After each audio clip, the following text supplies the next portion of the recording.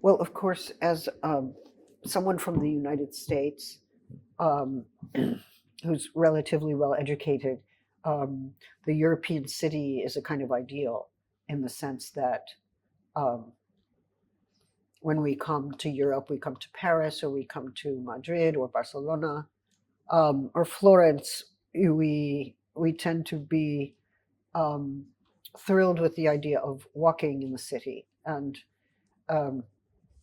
and of course, for us, for from the United States, one one encounters several centuries as one walks through a city, which never happens in the United States. I mean, we only uh, have about 3 centuries at most, and we um, we don't have the same history. We certainly don't have ancient ruins, although we do have the ruins of that belong to indigenous cultures and life worlds. Um, so the European city can be an ideal. It can be something that Americans want to come and consume visually.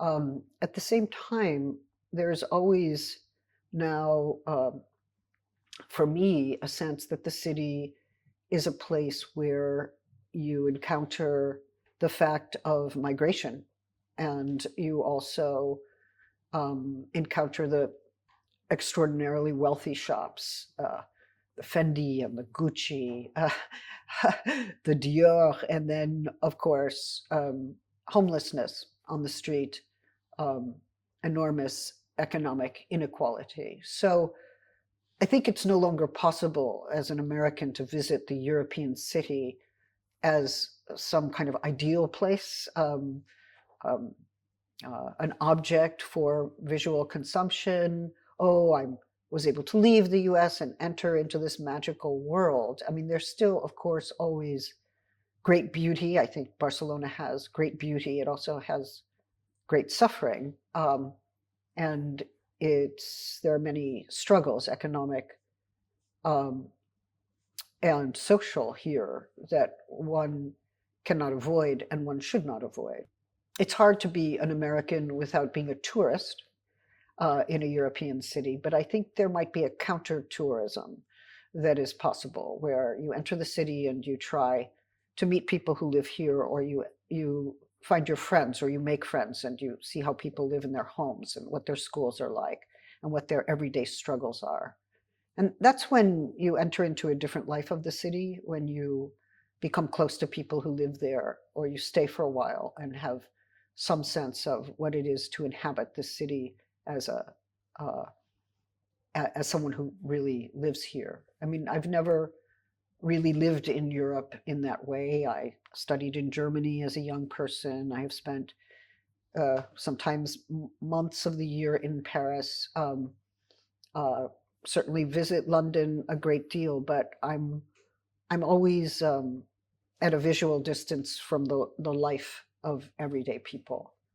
Um, so for Americans, I think it's important to well, to destroy our tourism. I mean, I know you need our money. You can have our money, but but tourism destroys environments. And during the pandemic, I was very interested in the protests in Venice. People were thrilled, people who live in Venice, that the Americans were not coming, that the Northern Europeans were not coming.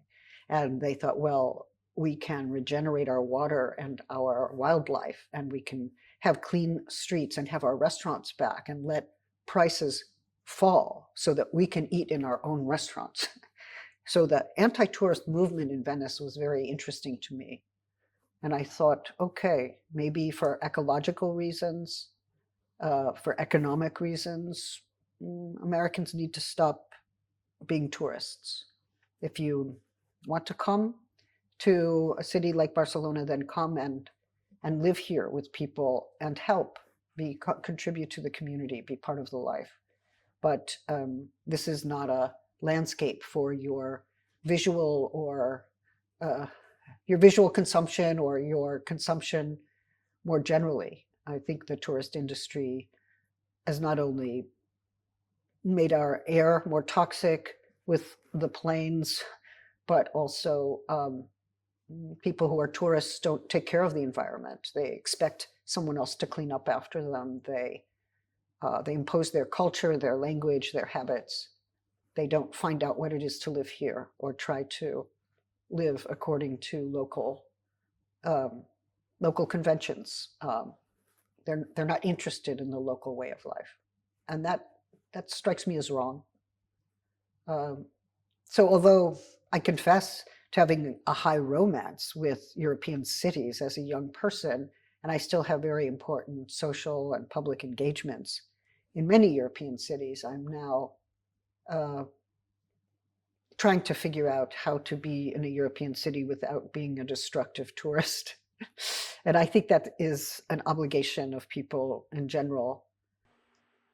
Well, on the coast of California, we have uh, public beaches that are protected against uh, construction and building. So no one can own that land. That land is owned in common. Um, anyone can gain access. Sometimes you pay a fee in order to keep the public land public, but I'm happy to pay that fee. I would pay twice as much or 3 times as much to keep the public land public. Um, we have a very unfair tax situation in California where the rich have protected themselves against taxation. So we we actually do have to pay a fee to use the public land. It's a tax on site that makes up for the fact that the rich are not paying adequate taxes. Um, but I love those beaches. They're public areas. Everybody comes. You don't know the people there. You live in it and in a common way, and you enjoy it without anyone presuming it's their property. If you uh, there's no hotel that says, oh, this part of the beach belongs to this property. No, every bit of that beach is public. So it's one of the best laws that California has. And it may be that you experience the public more on the beach and in the mountains than you do in the cities, because those are the places that have been protected against uh, capitalist incursion.